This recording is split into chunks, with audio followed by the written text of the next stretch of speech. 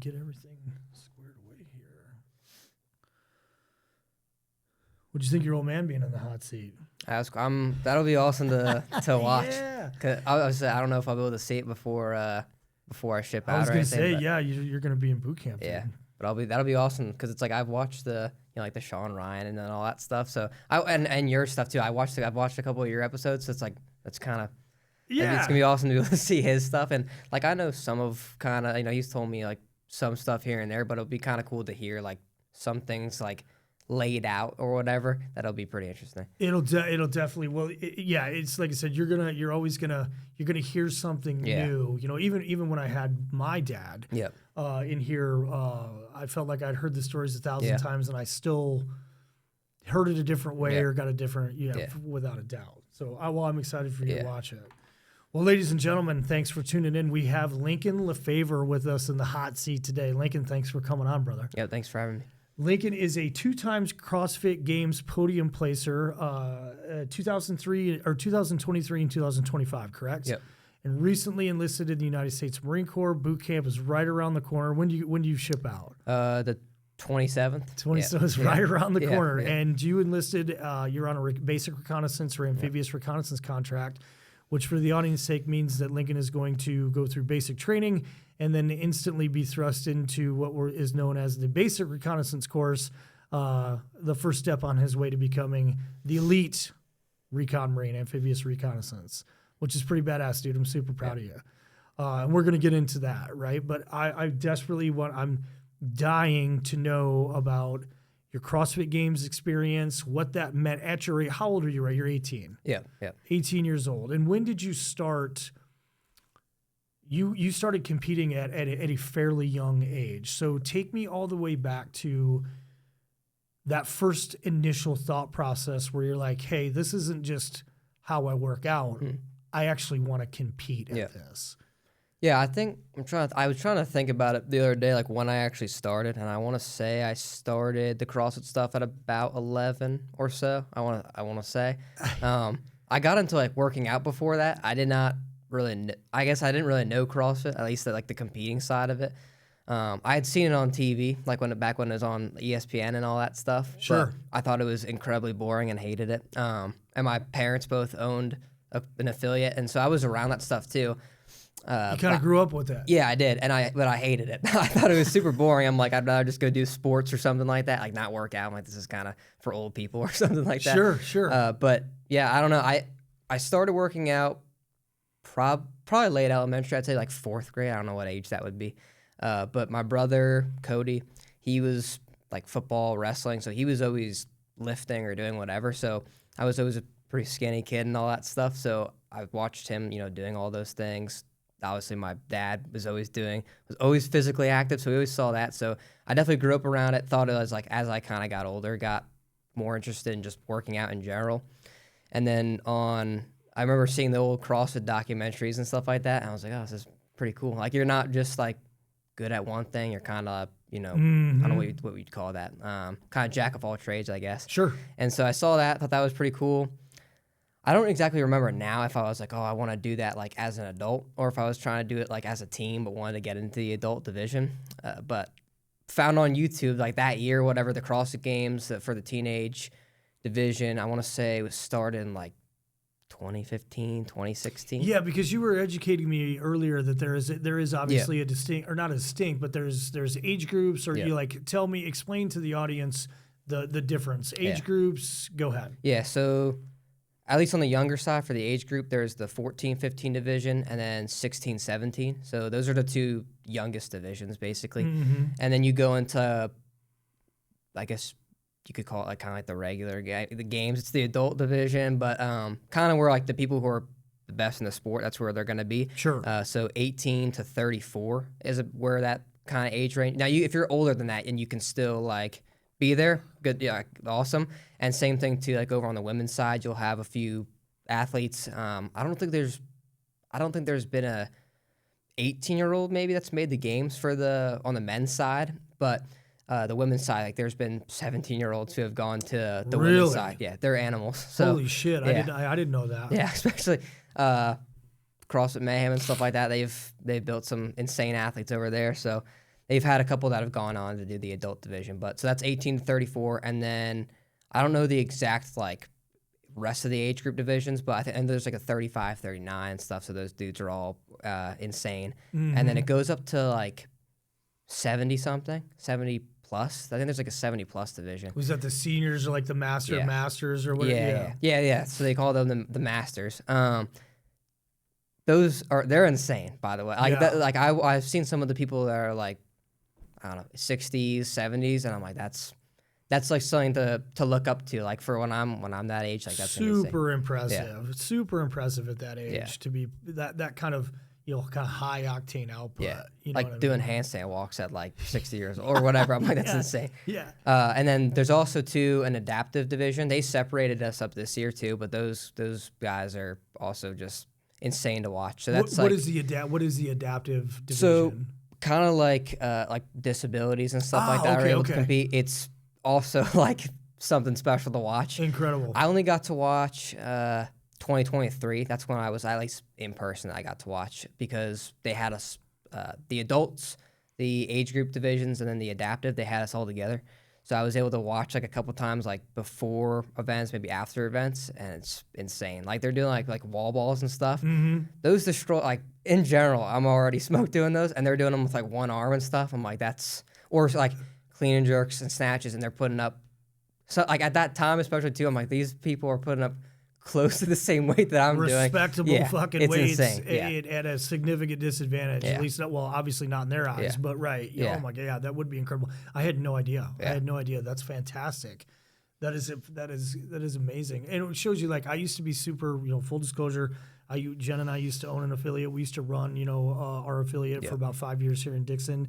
And, you know, but that was ancient history, you know. Obviously, I don't pay as much until you got into it. Yeah. Right, through our connection. Obviously, your old man and I have known each other for the better part of 3 decades. And so you definitely had a fan group before you even started, right? And then once you, you know, started making some legitimate progressions in competing, we were watching from afar, right? So once again, it's super cool to have you on because, you know, I haven't seen you other than on TV or on social media, you know, through the old man. It's like been watching pretty close. Yeah. Well, take me back to, all right, so if there's not a specific time where you're like, okay, I'm going to try this, and you kind of just gradually, you know, went into it, what other sports did you play that led up to, like, at what point if you can pick a point, was it like, okay, not only am I decent at this, but this is something that I want to pursue, or what made you want to pursue it? Yeah. I would say that there was probably a time with the CrossFit stuff that I was like, okay, now I think I know what I'm going to kind of be putting, I guess, all my effort towards for like my teenage years, because that's basically what happened. I remember, like I said, I watched those documentaries and stuff, thought that was awesome, and then I found out there was a teen division because they were, I don't even know how I saw it, but like over the summer I remember watching it. I want to say maybe it was 2018 that I watched it, and I watched the guy, the 3-time champ. He was the first one to do it, Down Pepper. Just annihilate people, and as soon as I saw that, I was like, "Okay, I'm in." And and honestly, the coolest thing about that as well, and it's awesome to be on the podcast too, because I can kind of like recap it, which is kind of cool for myself to be like see like how round circle it came, because I ended up, I don't know when it was, probably 2-ish years maybe after like he won his last games, because I think it was 2018. I ended up messaging him on Instagram. And he helped me out with coaching for a year. And honestly, he set me, like all the people that I started working with, once I was not at games level, but like starting to compete, like I think it was 14 or something like that. He's set me up with basically all those coaches and stuff. But yeah, so I watched him just destroy people, and I'm like, yeah, I'm going to try to do that. I want that to be me. Yeah, I want that to be me. And what was that conversation? Because you had to have a conversation, like, and I know the old man had like the gym outside, you know, he had set up kind of his own box, if you will, you know, a CrossFit gym.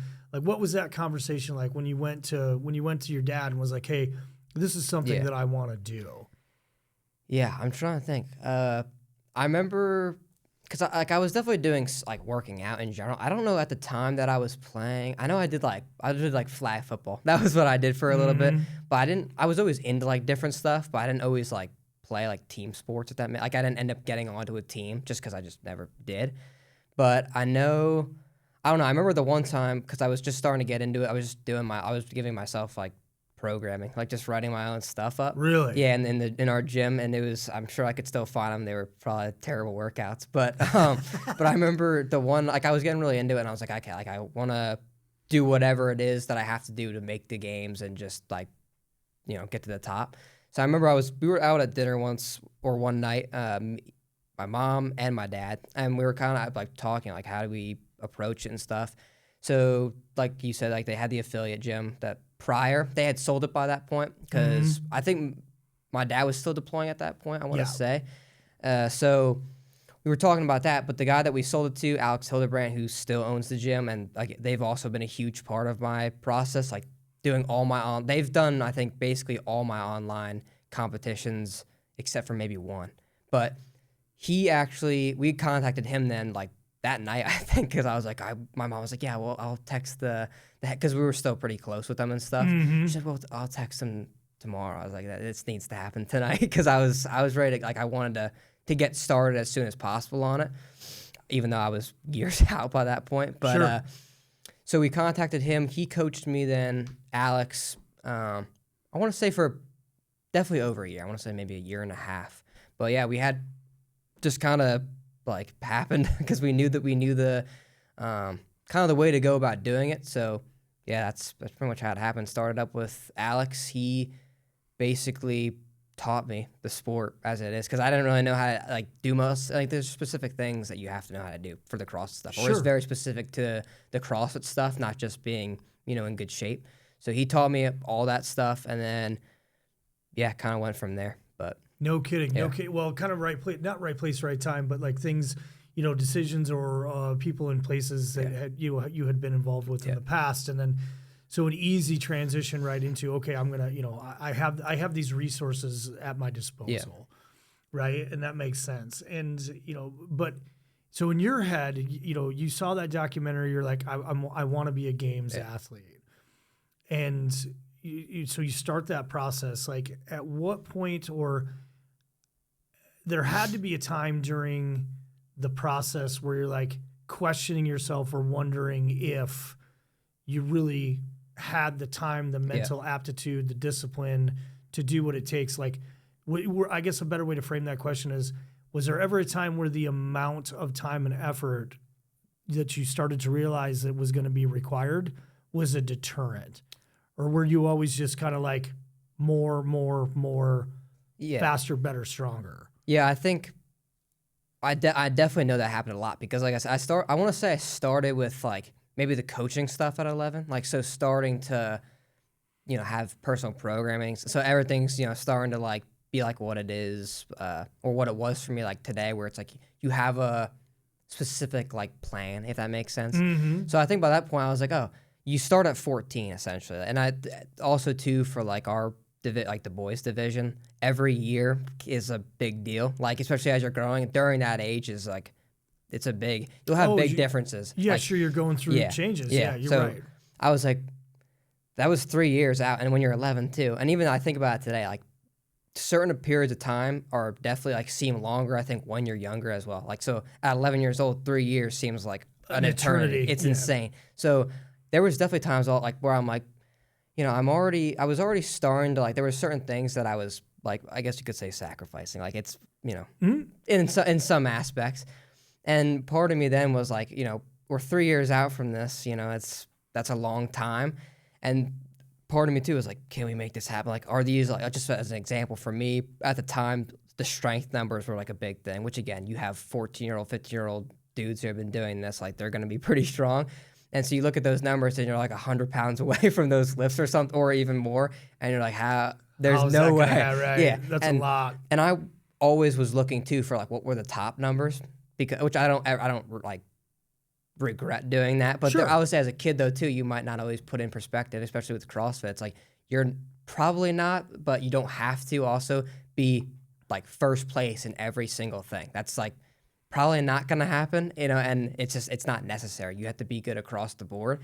So it's like, you're looking at, like, you'll have these 14-year-old kids. I remember this, who were like cleaning like 300 pounds or something like that, which is insane. It's insane. And it's like, even when I was 14 or 15 even, I definitely wasn't cleaning. Like when I placed second, I wasn't cleaning 300 pounds. But it's like that's what you're looking at, if that makes sense. So then when you're like, oh man, I don't know if I'm gonna ever be able to get to that spot. And so yeah, there was 100% a lot of times where I was like, I don't, this is a long ways too. So it's like, you have years and years of this, and you're also like, man, I don't know if I'm gonna be able to do it. But then I feel like I was pretty quick to just be like, shut up, just do it. Like it is capable. Other people have done it. There's really not much to it, and or if there was other things too that were like in my head about like not sure if this is what I don't want to say not what I want to do, but just something that's almost like in your head like gonna steer you away from it just because it's an uncomfortable thing to do or something it's just you want it bad enough, just kind of you're just gonna have to make it happen because it is doable. People have done it before, so sure. And and I think it's incredibly insightful, and this is why it's interesting to have you on. Like at your age, and like I said, your old man and I had plenty of conversations during your process before you even went and qualified for the games, and at that age, at that very young age, like to have the foresight, the perspective to. It's a very adult way to look at something at that age, right? Yeah. Wise beyond your years, so to speak, right? And then say nothing about, and you kind of alluded to it, and I want you to elaborate, is that that sense of sacrifice. Yeah. Like, I can speak for myself. Like, I wanted to be a state champion wrestler more than anything. But guess what? That was just in my head. Yeah. I didn't possess, the knowledge, the mentorship, the whatever, right? And I'm not saying that I didn't have great coaches. I had fantastic coaches, but you can have the best coaches in the world, but then you have to have somebody that's like, hey, if you want to do this, this is what it's going to take. Mm-hmm. You're not just going to wake up one day, right, and then become a games athlete. You know what I'm saying? Or say nothing about a finisher, a podium placer, right? Like someone that has done it before, like you alluded to, like, hey, these are the things that you're going to sacrifice. Because this has to come first. If you want this bad enough, everything else has to come second, right? And I didn't, obviously, when I was a kid, I didn't have anybody say that, or I definitely didn't possess that. And you seem to have that, whether it was influence from the old man or your mom, for that matter. You know what I'm saying? Like, so give me an example of some of the things that as a young man, that age that you had to sacrifice for the dedication to your training. Yeah, and it kind of, too, I'll say, it kind of changed throughout the years a little bit, too. Like, I know, like, I guess you want to call, like, the come-up years doing it. There was definitely more to it. I think partly that was just myself, and that can be a detriment, too, sometimes, especially as a kid. Like, you can, or as a teen as well, like, sometimes making the sacrifices aren't always, like, the best option at that time, right? Because, like, you're, like, certain sacrifices. One would be, like, not hanging out with friends. When you're 3 years out from that, you probably don't have to do that all the time, right? Like it's just it's not necessary, but I did it anyway. Which isn't, again, I don't regret it either, because those are things that you learn, and I don't really think that's a bad thing. Like I guess later on, like and we can kind of talk about this too. Like later on, it started, I think, get to me a little bit too, but it's like at the time I was like, I don't care. Like this is all I want, and so that's what I did, and it was maybe easy to start because it's like, it's a new thing, it's exciting. And then it gets, once you, like I said, it was 3 years long. Like when you start not doing things with friends, which at that age too, like I don't think people really, or I should say people, like I don't think kids my age would understand that either too, what I was trying, like, because I was truly believed like it was everything in life, was to go do this. So that's kind of how I treated it. So not hanging out with friends was like a big one. Or they didn't, wouldn't understand why I wasn't coming over and doing things, or in, I'm trying to think. I think it was 7th grade. Like I didn't come to school that year. Like I did it online. Now that was after COVID too, but I stayed online because I was like, I want to do more training, and then after middle school too, after my first year competing, didn't come back into school, like again, my whole high school year. And that was all for CrossFit too. So like that doesn't make sense to a lot of people, because not a lot of people do that type of stuff. And I was very blessed to be able to do it as well. But yeah, I mean, not hanging out with friends. There's certain things like family time that would get sacrificed. Even though I was working out at home for a lot of those things too, the family time still gets sacrificed. Like, I mean, during the games training, the first year, even though you're at home, it's like I was in the gym for like 6 hours plus a day. And then when I'm out of the gym, I'm doing stuff that's preparing for like either the next day or like there's usually double sessions. So I wake up in the morning, I'm getting prepped to go out in the morning. So it's like and I was always nervous too before training. So it's like you're always kind of like, well, because it's gonna suck. Yeah, you know it's gonna suck. Yeah, yeah, it was terrible. Like it was terrible every single day. And for me, like the first year as well, I'll say specifically, and this goes for earlier on, even before the games, I was kind of like this too. So it was for a long time, but you're very like every single session's going to, which is true. Like every single session is important, but you can kind of, sometimes take that a little too far as well. And then that you're like just in your own little world, which is kind of weird to say because you're at home as well. And like I was around my family a decent amount, but you're in your own world. And it's like, then I'm going out to train, going to be out there for, let's say 3-4 hours. Then I'm coming back inside to eat and stuff so that I can go back out or preparing for the next session. And then I come back inside and I'm preparing for the next day because that's the next thing. So I was doing that all the time anyway, like even from the startup years. I just think like obviously the games is kind of the one that sticks in my head as the most recent time. But especially the first games too, because it's like it's summertime. So all your friends are out of school. I wasn't really even hanging out with them like during the school year a lot. Sure. And then summer comes around and it's like they want to hang out. And I want to hang out too. Like it's been a while or whatever, but there's not really time for it, if that makes sense. Right, and it's a distraction, right? It's then that's not understood either. Well, that's not understood well, because I remember, and if they watch this, they'll probably know what I'm talking about, because it's kind of funny talking about it now, too. But, like, there was a couple times over the summer we got into little arguments over text about that stuff, like why I couldn't, and I was like, I'm not taking the weekend off to come up or come over and do stuff. Like, even though it's only 2 days, those 2 days matter. Like, those are 2 days of I'm learning things. Like, yes, you're getting fitter, but like every single workout you do too is a test, right? Or you're learning how to, maybe approach certain, little aspect stuff, right? And like those are 2 days of things that I'm gonna learn. That's like, probably 8 hours of gym time. So that's a lot of time for me to learn stuff. I'm like, I'm not leaving the gym to do that stuff. I don't think it can be overstated. And then people that are my age that are listening to this, like, it can't be overstated. Like, that is so unique and special in that, like I said, that amount of mental maturity at that age, like that takes an incredible amount of fucking discipline because I mean, like, what do you want to do more than hang out with your friends? Yeah.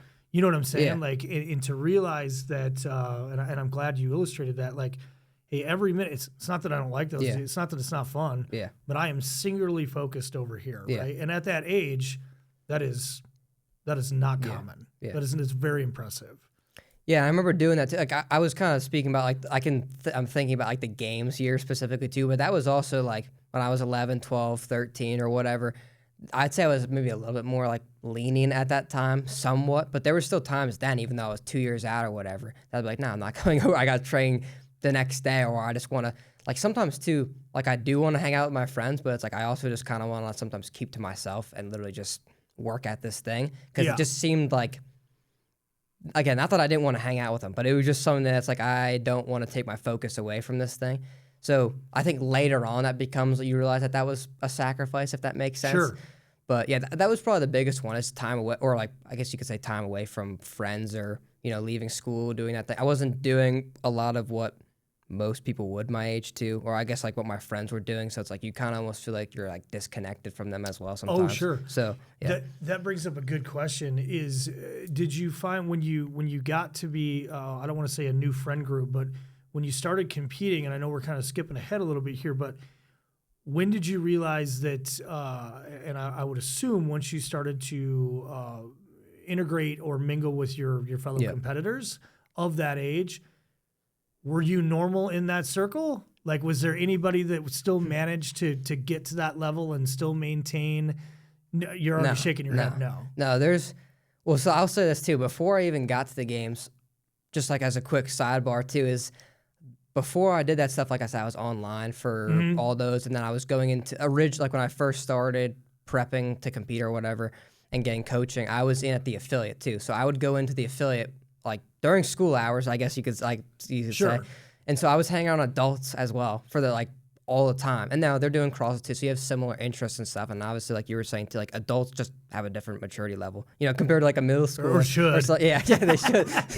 So I'm either, like I'll say, I think it was 7th grade, like when I was doing that stuff most of the time. So it's like I was either hanging out with like just adults, that were doing similar interests or whatever, or my family. So, there's, and obviously my family too is like, or my dad and stuff, hanging around him. And that's obviously something he's interested in. You're going to kind of be, I don't know, I guess just living or interacting with people that are like that or like-minded. And it's a little different mindset than a middle schooler, Sure. So then, because I went back to middle school then another year, and it's like, this is completely, like, my friends, I'd say, are still more similar to me. There's still differences, obviously, like we were talking about, like, just as far as like what I was doing compared to, just it's two different worlds, right? It's two different worlds, right? And one's not better than the other, one's not right, and one's not wrong.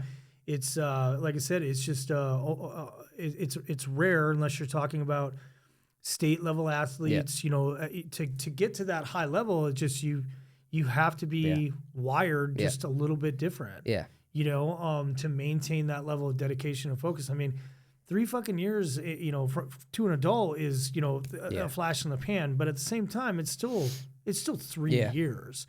That's a long time to maintain focus on one particular goal. Yeah, and after that, like I would go down to Florida and stuff and train with my coaches. Then, like later on, once I got set up with kind of a new crew. Yeah, and shout them out. Who was it? Yeah, so down in Florida originally. So I started, like I said, Dallin Pepper helped me out. So I went down when I was 14. I want to say it was pre-semifinals that year. He was, because he's competing and also still annihilating people to this day. But he kind of was starting to transition out of like the coaching stuff that he was doing at the time. So he set me up with my coach, who was my coach for the last, at least 3 years, maybe 3.5 years, Coach Dom. So they were out of brute strength at the time down in Florida. So I came down there. The first time was Dallin as my coach, but I got to like work out with him and then some other people, around there. So I got to interact with, again, one, adults as it is, but then also CrossFit Games athletes. So you got a bunch of high performers that you're around, which as soon as I left, I was like, that was freaking great. Like getting to hang around people like that is. And the girls aren't bad looking either. No, right. But so that's where I met Dom then as well. Sorry, Amy. Yeah. That's where I met Dom as well. But I got to hang out with them a bunch down in Florida. There was no like teenagers, like teenage competitors. So it was all adults again, but CrossFitters that were games athletes, which again is a completely different mindset than I'd say even just regular adults that you're interacting with. Like it's different. But yeah, got to go down there a couple times and interact with them, and they were awesome. And then this last year. Well, actually, I'll start with the games too, because the games was first. Then 2023, was the first time I actually was around other teenage games athletes. There was one in 2022, but I think there was maybe one games athlete there that I got to interact with. But yeah, once I got to the games, I'm like, oh, it was interesting because it seemed like everybody was like-minded there. Sure. And now people didn't talk a whole lot to each other because everyone was new when we were there. Like, we're all 15-year-olds and stuff. And you're sniffing each other's asses and trying to figure out, right. And also I'll speak for me. At the time anyway, I didn't like any of those kids. There was no reason for it. I just hated them because they were my competitors. So there was zero reason. And then you get to meet them and you're like, oh, these are really cool people. Yeah, these are nice, But I hated all of them. So I didn't talk to them for probably the first day or so. But once you get to talking with them, and the one kid, he won in 2023, Jeremy Jordan, and then who's the other kid? Caden Mavity. I was talking to him a bit, and it's like, oh, these dudes do the exact same thing that I do. For sure. And it's everybody just seems like-minded. Like it's just kind of it's interesting. I don't know how to put it than that. And then this year too, going back, I got to see a lot of the kids that I compete against because I want to say like 6 or 7 of the 10 kids that were there in 2023 were there this year. So we all know each other now. It's like we've all competed with each other. And so talking with them again, I was just thinking about it this year too while I was there. I was like, it's almost something that I wouldn't be able to put into words, but you can tell that there's something like different about these people compared to like who I would typically interact with, like maybe at the high school or something like that. Oh, without a doubt. Sure. And like I said, take good and bad out of the equation. You know what I mean? Like you're just and caliber isn't even the right word either. It's because that would ensue high or low caliber. That's not what I'm saying. Like you're around similar, like-minded and driven people that are goal orientated and goal driven. Not and I think like I said, not socially. Being social as a young adult, a teenager, a kid, like that's important, right?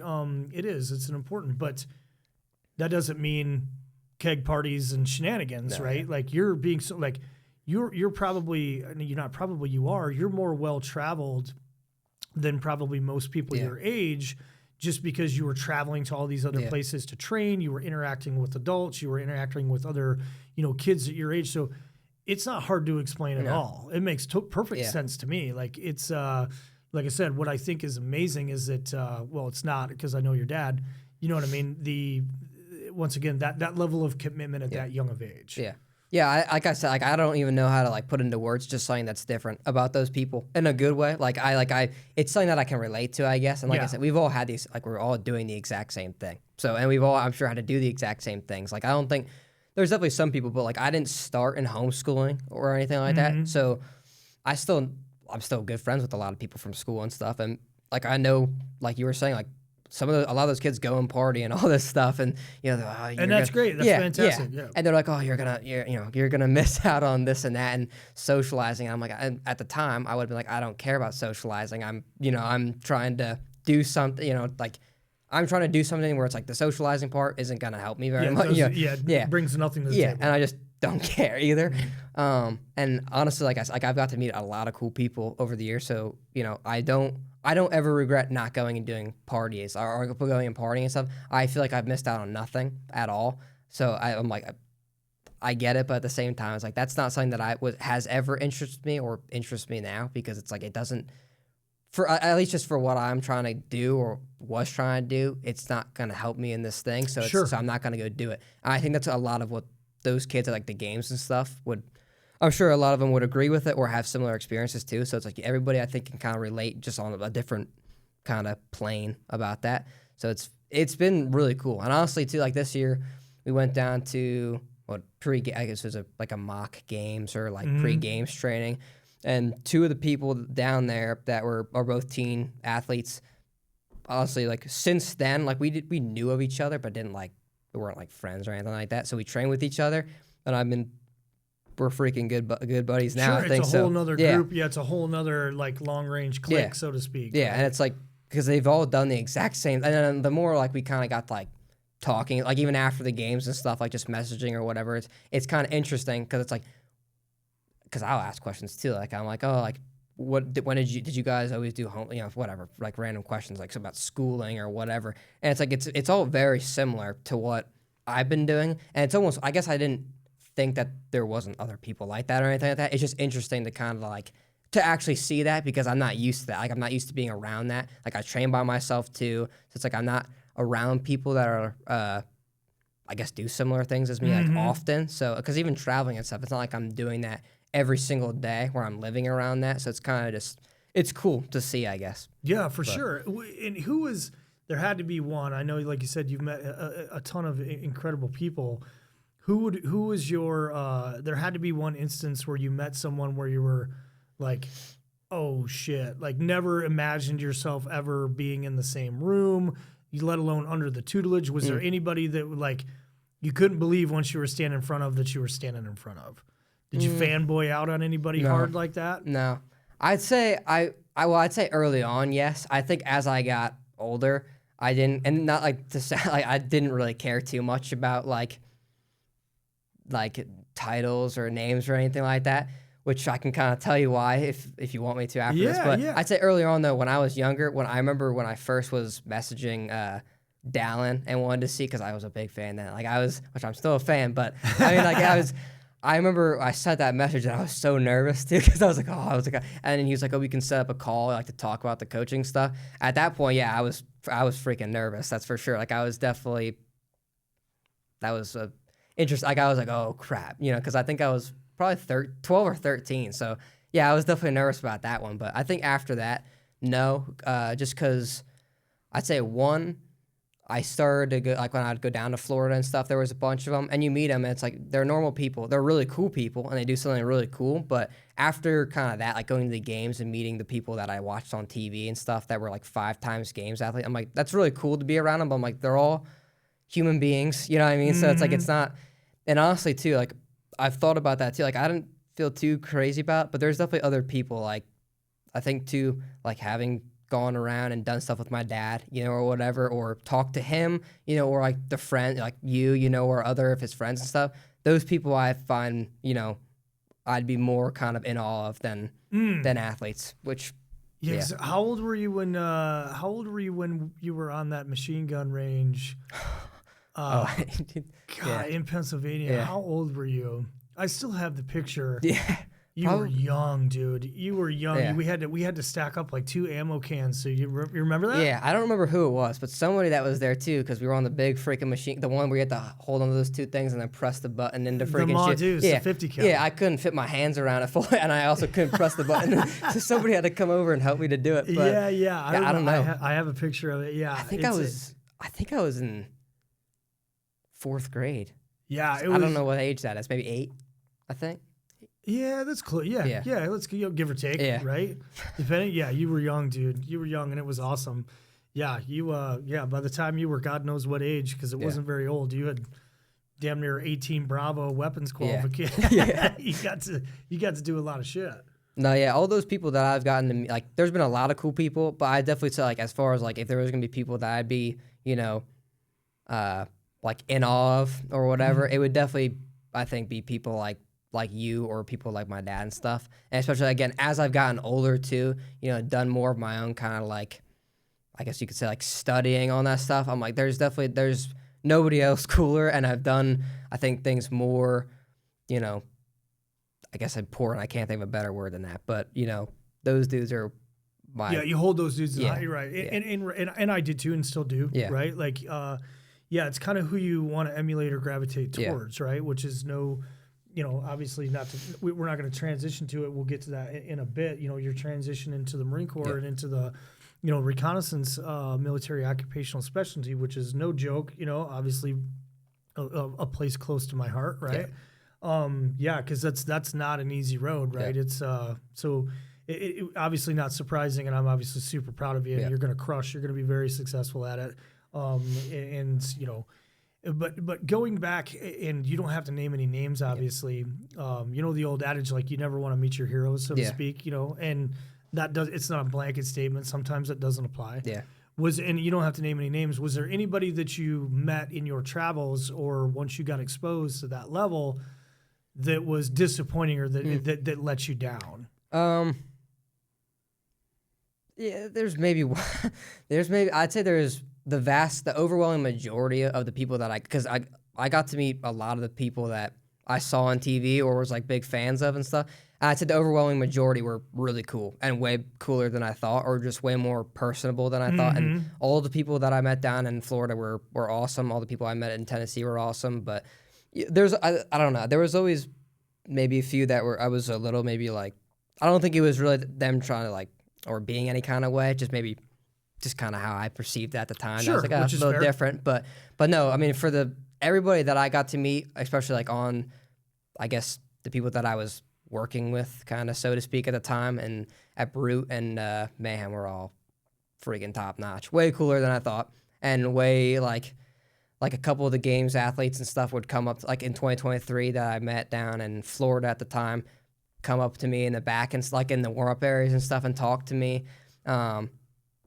Freaking cool people. That's awesome, dude. Yeah, and a lot of times I try, other people are allowed to have bad days too, right? Yeah. So you run into somebody, and you run into somebody that maybe that you're held up on a pedestal, or like you said, had seen on TV or whatever, right? And they come off like an asshole or whatever, and it's like, people shouldn't take that personally. Like, maybe they're just having a bad day.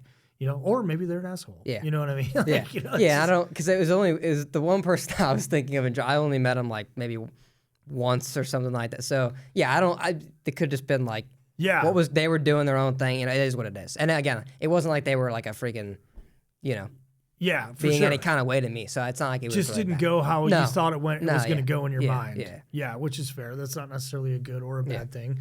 Yeah, those preconceived notions, right? And if you put me on the spot, like I said, I'd have to think. I'd have to think.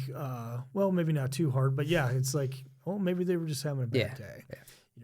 Well, going back to the training, at what point did you start doing? Like, what's an average? In preparation to the games, and I know it varies. And I'm not talking 3 years out, but like, at what point are we working out at least 3 times a day? So I'm trying to think, because definitely the years prior when I was younger, it was definitely less. Although I will say, again, kind of a fault of my own, of doing my own thing sometimes, but it's not the right answer. When I was younger, like working with Alex and stuff, and I'm sure he can attest to this. I wish I would have listened to him more, but just him being like, you don't gotta work out 5 times a day. You don't do 5 work, because honestly you don't. Like at that, when you're 3 years out, it doesn't matter. There was definitely other things that were more important that I could have done. So that was happening. But then later on, once I started to maybe listen to people that knew better than me a little bit better, I was kind of starting to like, okay, well, do what they tell you to, and more is not always better either. But I'd say I don't really remember. In 2022 was the first year that I competed, like going through the, I don't know if you want to call it like the pipeline. That's what I always kind of called it, for like like the qualification stages, I guess. So I want to say with those, for the most part, like I try to think about it like this, just based on the season. So 2021, the winter of 2021 and stuff would have been kind of like, or I guess fall to like winter time of 2021 would have been like the off season getting into season, if that makes sense, because then the open is usually like February time frame. So February 2022 then would have been the open, or the starting of that. And for the listeners and the audience sake, for people that don't necessarily follow CrossFit intimately, explain the open. Yeah. Okay. So there's typically 3 stages, although it's changed a little bit. But so the open is a stage that literally anybody who wants to compete can compete in their respective division. So based on like their gender and age or whatever. So like if it's like for teens, for me, I was always in the boys 14, 15 or 16, 17. So I think when I started competing, it had just transitioned over to like a 3-week. You would do 1 workout a week for 3 weeks, and they release it every week on TV, show you what you're gonna do, and you compete against everybody in your division that's that wants to compete, I guess. I don't remember then how many they took to quarterfinals, but I think as of recent years, at least for us, I can't speak for the adults because I don't recall what they do. Sure. But I think they were typically taking like,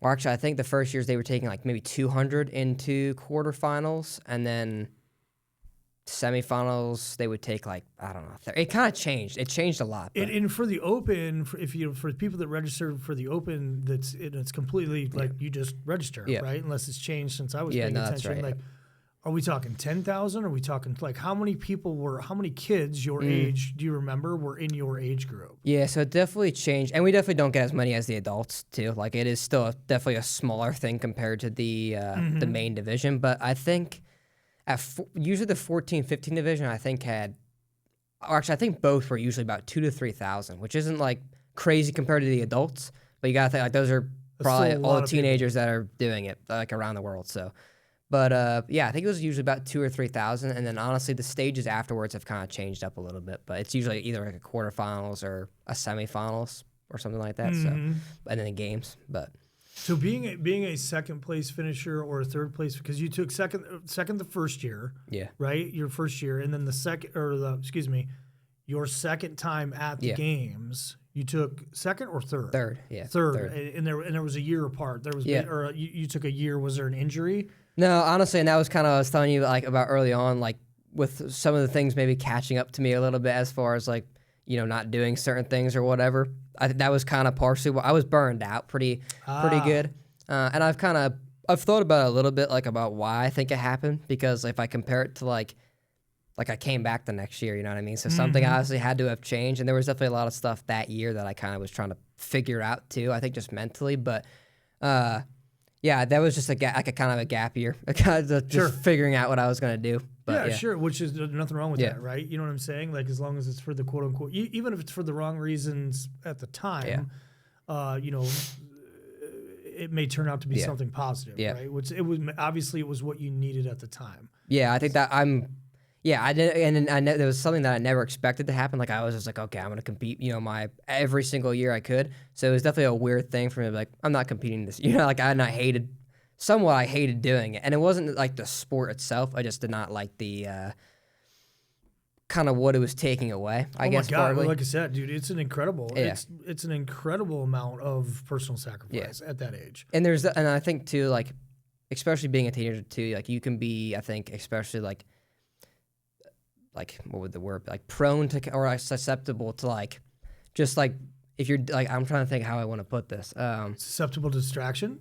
Like, what would the word be? Like, I don't know. I can put it. I'll just kind of give you like what it was for me. Sure. Like, I was putting a lot of different pressures on myself. Nobody else was. It was literally just me. And that was obviously through those different years that I was training and stuff. Like, the only goal in mind was to win, which again isn't a bad thing.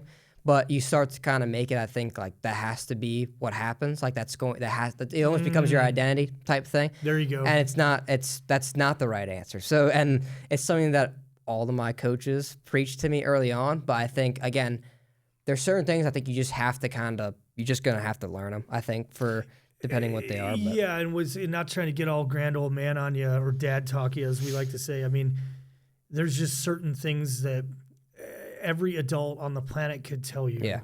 And until you come to that realization yourself, right? And it just, and hopefully, and then it's crystal clear, but you had to get there on your own terms, right? And there's very, very few people that kind of get that, sometimes you're listening hook, line, and sinker, tell me what to do. And sometimes you're going to push back a little bit and for whatever reason, and then, because you have to just sometimes, I think, literally just experience those things. Because I had to, like, I thought, like, I'd say this year too. Like, this year for me, training-wise, was probably the easiest and most fun that I was having. Not easy, like, physically, and there were still days mentally, too. It's like, you don't want to go out and do what you have to go. Like, you don't want to go out and train for 6 hours. Like, this was also probably the most I think I trained, like, throughout because your original question, too, prior was, like, when did you start, how often or how much you train, kind of, and when. This year, it's kind of changed year to year, I think, just based on, like, needs of that year. But, I mean, I think as soon as, like, or I came back from training and stuff, we had a few that were, like, it was still smaller days, just lifting and stuff. And then once we got into, like, season, I was doing double sessions, I think, from probably, like, October of, 2024 through the games. And I also had an injury that year or this last year. But other than that, it was literally the most I think I've trained, like, I don't know if you would say consecutively, but just constantly. It was just double sessions throughout the entire year. But I enjoy, like, once I kind of got through the injury stuff, because I had to still work, I think, on some, like, mental stuff or whatever. Maybe you could say emotional stuff, I guess, too. Once I feel like finally figured it out a little bit, it was easy because I just, like, it sucked still, but I loved it because of what it was, it was different. And you kind of have to be, like, I'd say like you have to actually be in love with the process too, because it's going to suck, but you have to enjoy it. Whereas I think in 2023, I thought I did, but I was really just, like, I guess in love with the idea of I want to win. And that's not a bad thing. I understand what you're saying. Yeah, but two things can also, I think, be true at the same time. Yes. I can want to win, but it's also not my identity because stuff can happen. Like, and there was things that I kind of messed up in the 2023 games that are on me. And it's like, you can't let that, and I think that's somewhat kind of just, like, mentally just obliterated me after the games. And it's like, you can't let that like it's sport, like that cannot be something that's going to destroy you. You got to have a healthy relationship with whatever it is that you're talking about, right? You can have an unhealthy relationship with anything, right? Money, booze, your pastime, you know what I'm saying? Like, that it's, you can have an unhealthy relationship with golf if you know what I mean? If you're that kind of, obsessed with it, like even a good thing, obviously, can be detrimental depending on your relationship with whatever it is that you're, So once again, like that's a very high level of intellect or realization or perception at that age.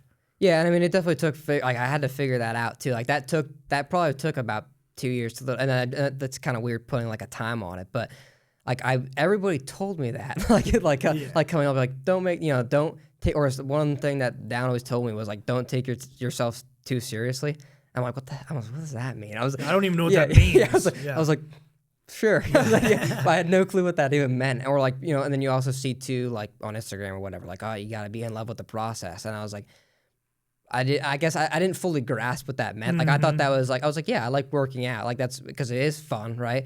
But I was more so addicted to the idea of like, I want to win. And again, not necessarily a bad thing. But when that's all that like you feel like, I don't want to say like I guess I somewhat put my worth in. Not saying like I was like, oh, I didn't win. Now I'm, you know, but it definitely affected me mentally afterwards to where I was like, I did, it almost, I remember afterwards, I was almost like, wow, I did all of that, or you know, in my head too. It's not like I even said it to anybody or anybody was saying it to me, where I was like, oh, I have to win, you know, or something. Nobody ever told me that I have to win except for myself. Sure, you did it to Yeah, yourself. yeah. Of course. And so it's like after I'm like, oh, I did all that, put this much in, and I still didn't come up with the thing that I wanted, you know. But it's like things happen, and there was things that I messed up and or did not prepare properly coming in. So it's like, okay, you take those lessons learned, right? Sure. But at the same time, it's like things are gonna. What if I would have gotten sick coming into the games too, and then I would have gotten like even, you know, a lesser placement? Would that have, like, you know what I mean? Like, things can happen. Yeah, traffic jam, you miss registration, some crazy shit. Yeah. You know what I mean? And it's like, and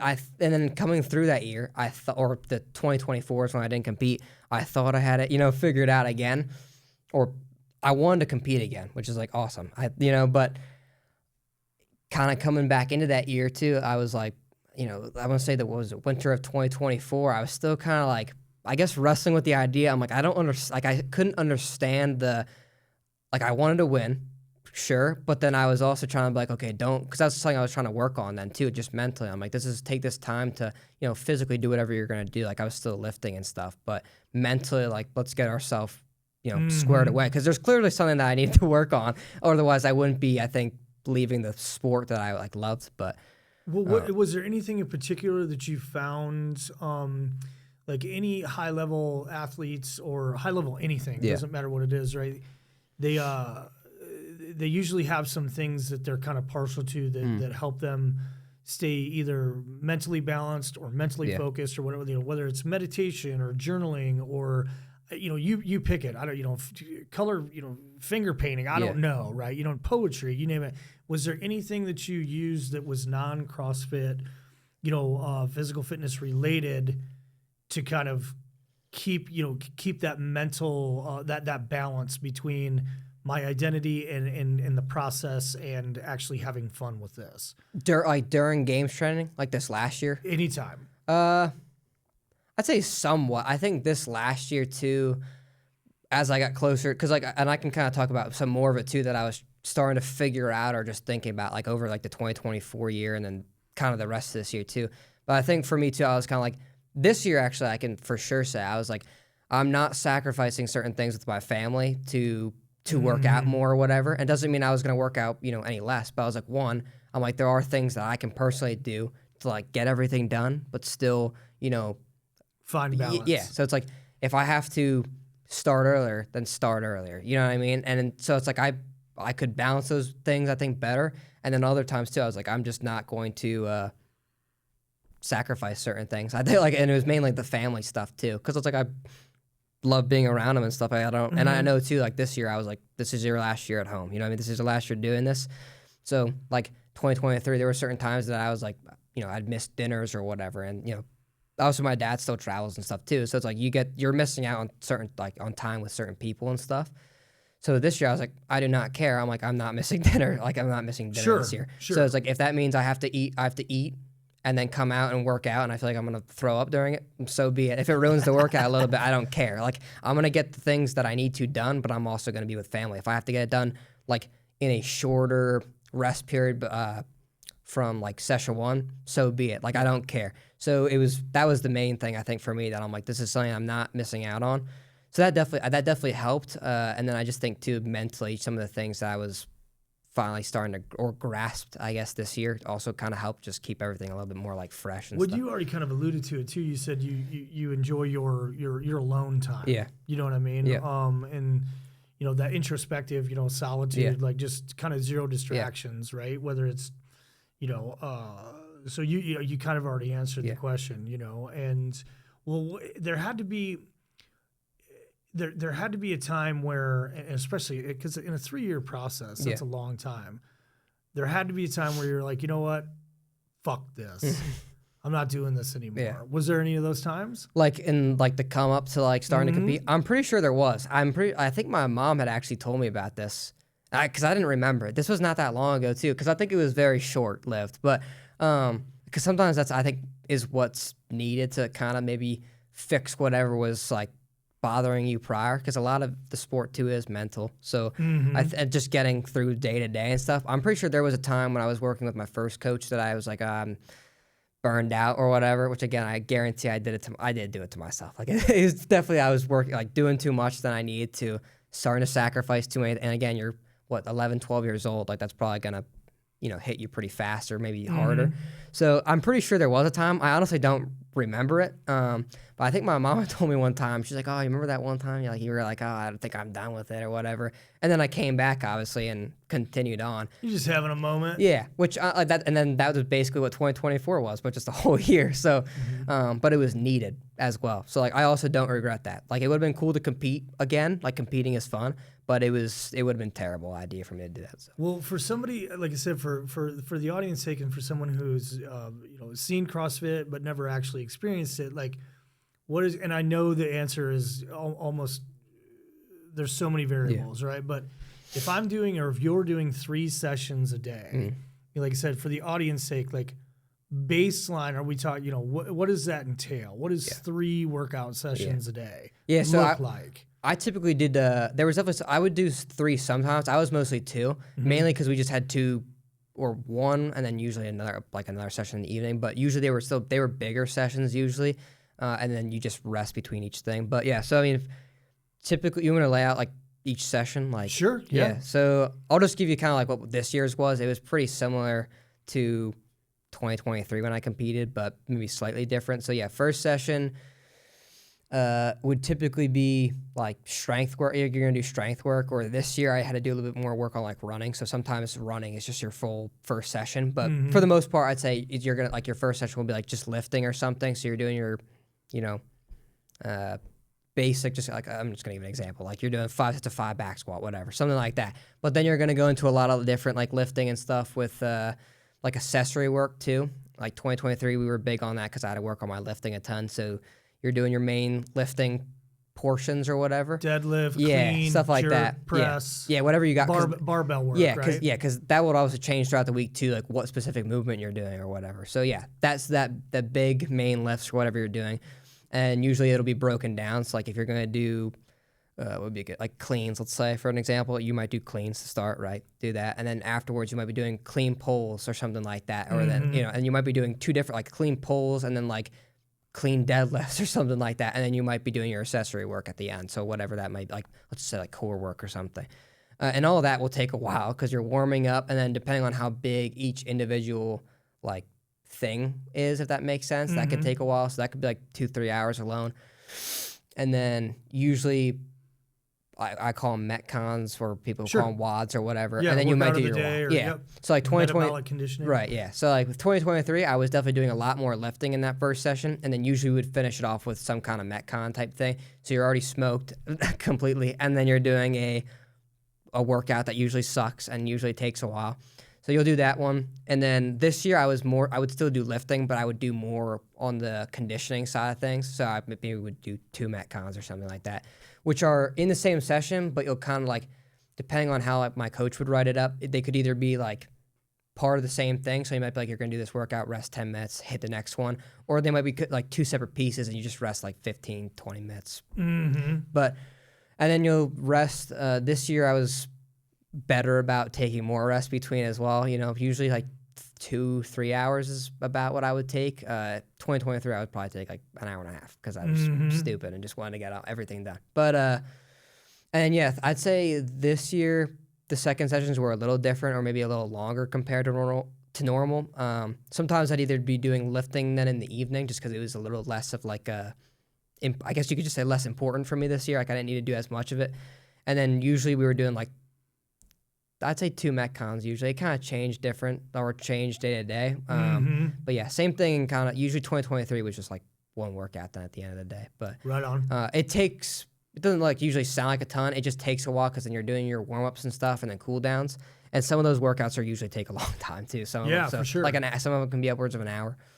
But yeah, I mean, overall time wise, each day this year was usually I think like 5-6 hours a day, pretty much the whole season for me, just because we were doing 2 sessions a day, and then I think 2023 was probably about like 4 or 5 hours. But yeah. Dude, and how much are you eating during this? Yeah, a good bit. This year, I was working with a different nutritionist this year. Both of them were awesome, so that I worked with over the years. I think they did things a little differently. So I kind of, this year, I was eating a lot more than I was prior. So I don't really know what I was eating like calorie-wise in 2023. It was probably like just like basic, like 3,000 calories, I'd say. That's all I really know, honestly, as far as that goes. This year I was tracking a little bit more just because I was also better about it this year compared to 2020. Like I was making sure I was getting it done. So this year I could probably pull it up too. I was usually eating like 4 during game season too. Like when you're doing a lot more than usual, I was probably doing like 4,000 to 5,000 calories, and then You were talking 3-4 meals a day at least. yeah, I don't know. I was definitely at least 3. I think I was big on like snacking. That was always my big thing. I love just freaking crushing snacks. So I was pretty big on that. But yeah, I think usually 3 and then kind of a 4th meal. It probably didn't look like a typical meal, but usually it was a lot of snacking for me. So yeah, 4,000 to 5,000 calories, and then like the protein I didn't track as much. It was like usually like 200 grams to do that, and then the carbs was the stupid amount of food that I would put down because you need a lot of sugar to operate at high intensities for a while. So I know there was a couple times this year I was like 700 to 800 grams of carbs a day, most days. So I was crushing a lot. Crushing chop. Yeah. Yeah. And it didn't bother me this year. I mean, when I was like 15, I had a little bit more issues with it, like getting it down, which again, maybe just getting older or whatever.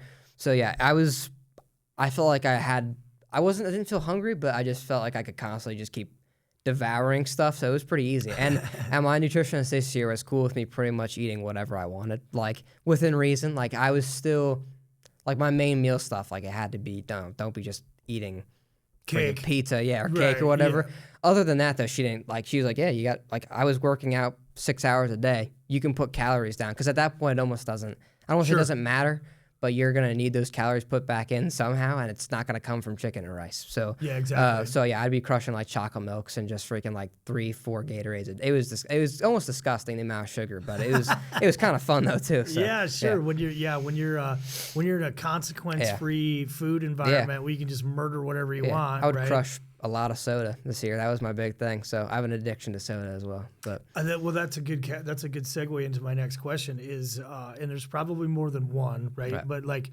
because there's so many different technical moves and events in the overarching CrossFit umbrella, right? What was the 1 or 2 movements or events or things that are involved with that sport that really gave you problems? You know what I mean? Like mine was always like the muscle up. Yeah. Like for whatever reason, wasn't like I could do bar muscle ups all day long, but the ring muscle ups always kicked my fucking ass, right? And people would do it and be like, "That why are you hot? You're making it look easy." Like, what did you have? What events did you have that really kind of gave you problems? Yeah. So early on, I was actually the opposite of you. I could do the ring muscle ups fine, and I could not do a bar muscle up to save my life until later on. Then I started to kind of figure these things out. But I want to say like when I was 14, so made it to semifinals that year, so I was top 30, and I'm pretty sure I learned like bar muscle ups like a few weeks before I was working on them for like a year straight and couldn't figure it out. Frustrating. Yeah, and then it finally just clicked, I guess. Yeah, I don't know, just kind of happened. But I don't know. I think I guess there was always like small, like I could do everything, but there's always kind of like, I think too, with the competing aspect, you get very like, you start nitpicking things on yourself, which is needed to get better. I know this last year, the like snatching and stuff was giving me a lot of issues. I was going to say, what event when you see it on the board where you're like, fuck? Yeah, that was pissing me off, especially when it was like a 1 rep max, because everything has to be dialed in. If it was lower like weight stuff, I was, okay, cool. So that one was giving me some issues this year, which could have just been like I had to take a good bit of time off with the knee injury that I had too. So it's like maybe just having months off from that. I just wasn't doing it. Could have been, something like that. Other than that, I didn't really have a ton of issues like that I can think of, like technique wise. There was some like every now and then it was kind of weird. Like you do it for a while, so you think you have everything like done, and then you'll just come back to some random movement and it just stops clicking for a little bit. It comes back eventually, sure, but like double unders for a little bit, which again is not like a super complex movement, but yeah, that like I'd have events where it's like you'd think I never had done it before. Sure. And then all of a sudden, okay, it's back. You're good to go. But once you get to like the games time, you've been kind of practicing whatever you need to prior, so you're kind of like good. That doesn't mean that mistakes are going to happen because they still happen at the games and stuff. But I don't know. I don't think technique wise there's ever anything that like gave me a ton of issues as I was like getting or competing more, if that makes sense. Like starting to get to that kind of like level or whatever. But there was definitely some things physically, like as far as like capacity wise that were, but then we just did them a lot. Until you couldn't fuck it up. Yeah, for sure. Well, in going to the games, right, there had to be like, talk me through and walk me through that initial like showing it. Well, obviously one, like, let's start at the beginning. Yeah. Qualifying out of the open. Yeah. That had to be a big deal, right? Huge deal. But that moment that you realized that you qualified for the games, what was that like? Yeah, so in 2023, there was 3 stages that we went through. So it was open, quarters, and then semifinals, and then you went to the game. So open and quarterfinals went really well. That was actually technically speaking, I guess that was actually my best year technically, like placement wise. Open, I was like 5th place, which I was like, oh, that's pretty cool, because I felt like I was out of shape going into that for whatever reason. I remember that, but I felt good about that. And then quarterfinals, I got like 2nd place in quarterfinals. So I was like, okay. I was like, things start to, I think, feel a little bit more like, okay, like we're with the top kids, because you had to place top 10 that year to go into the games. So there's kind of like very little room for error, if that makes sense. Yeah. So going into semifinals, though, too, it's like, I think we had 30 people in semifinals. So it was a short, like, there was very few people that were making it out of the next stage. Out of thousands from the open. Yeah, it was really small in 2023 because they were taking 10 of the games, which I think was the least they had done, except for maybe the year prior. But 10 is like short. Like if you make mistakes, it could be bad. So yeah, in semifinals, I got to go down to Florida, Naples, Florida, and Don was my coach at that time, so he was helping me. We were doing it out of one of his friends' like garages or something, the workouts. But down and a couple of the other games athletes actually had come, like would watch some of my workouts and stuff and help me out. Like they were giving me cues during the workouts and stuff. So that was also really special too. That was something that I'll remember forever, because it was like, these are, again, all the dudes that I watched on TV do the teen stuff are now down here and they're helping me freaking almost win workouts or whatever. So that was pretty cool. I know I bombed at least one event during semifinals, and I think I got 6th in semis, and it was starting to get like a little close, like where the points were at. And so you technically too, the other thing is with semifinals is you have like the, I don't know, preliminary results or whatever you want to call them. And then they have to go through video review. So now we're like, well, if you messed anything up, you're finished. Like it gets done. So that's the nail biter moment. Yeah. Because you see 6th, and I was like, I was not happy with that to begin with, because I think I was in 1st place like the whole time. So I was like, I wanted to win semifinals because that would be freaking dope. And then I see 6th, and I'm like, okay, like you're in the qualifying, but you got 4 people between you, and I think it was maybe relatively close. And again, if they give you a no rep somewhere too, like it can be big. It could be big damage. Yeah, like it could be a problem. So yeah, I think that was probably a few days that you're just like, you're praying that nothing happened or whatever. But yeah, once we qualify, I was like, I don't know. I don't remember being super. I was happy. Like I was definitely excited and stuff. But like at least I'm thinking about it in the mindset that I was in then. I was kind of like expecting it, and I know that kind of sounds. I know that sounds kind of like not like a douche thing to say, but like no, you're so intently focused that the results, it's not a surprise. Yeah, and I think compared to this year too, we had like, because with the injury and stuff, like I wasn't sure I was even gonna compete. So this year is a little different compared to that year. That year I was expecting expecting like to win, and I don't mean that in the sense of like everybody else was just gonna like lay down and let me do so. Sure. But I was like, that it has to happen, which it didn't. But So yeah, I mean, when I was there, I was like, I think I was more probably just nervous because I was like, now it's the real thing. Because it was, to me, it's like every day for the last 4 years, we've been training to get that, like that official invite that they send out to you and stuff. It's a big moment. Yeah, because I missed it last year, which pissed me off like very badly. Especially because it would have been cool to like be there as a 14-year-old and stuff, because no 14-year-olds qualified in 2022. So yeah, it was 4 years coming essentially, and that, like I said at the time, and again, it was still important to me this year. But it's like I thought about that every single day, like, and dreamed about being on the the same floors and stuff like that. Like that meant literally everything to me, like the CrossFit Games stuff. Sure. So yeah, I was more just like, well, in whatever it was, 3 months time, like you're actually going to be there, so. Best get to work. Right? And what was that like? What was that? I'm living vicariously, right? Like, what was that like walking on to the, I'll call it the arena or the games floor, for like that first time? I mean, honestly, and I know this probably isn't like the coolest answer, but for me, I feel like I was like, I had put myself, and like this kind of is going to sound weird, I feel like a little bit. I deserve to be here. Yeah, well, that, and I was also like, in my head anyway, I was like, I've been here a lot. Like, Sure. Like that sounds very kind of weird to say, but that exact field too, because I had watched either the adults compete on that same field, or I watched every single freaking teenage CrossFit Games event that probably has ever gone on like Ever. YouTube, or like live streamed.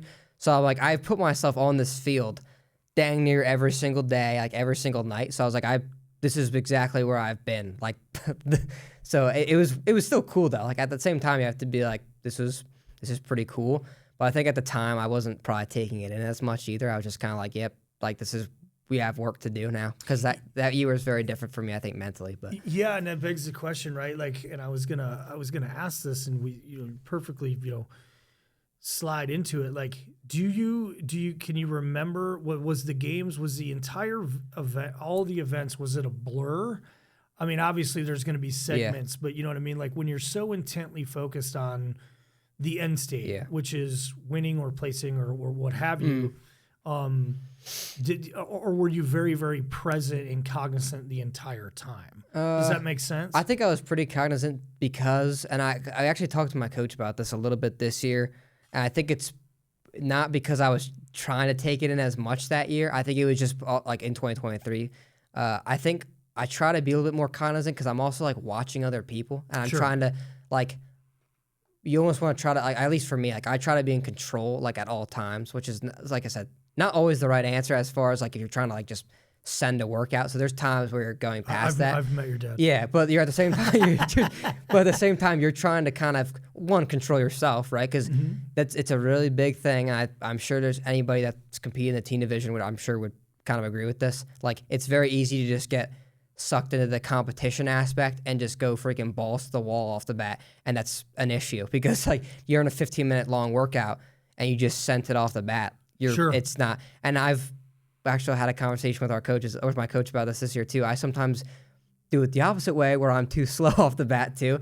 Like I'll just be like jogging over to like assault bikes or something to get started. Everybody's sprinting. It's like sometimes you need a sprint, to get somewhere. It's a real fine line, I'm so sure. Sometimes I kind of hold back a little bit more, but I like to I run my own race, but I'm also being very aware of where everybody else is because eventually I try to like, that they're watching you too. But it's just, are they if they're not in control of their own situation, it doesn't really matter what they're not going to be able to do anything to me, if that makes sense, like mentally, like push me out of my own zones and stuff, if they can't even control themselves, if that kind of makes sense.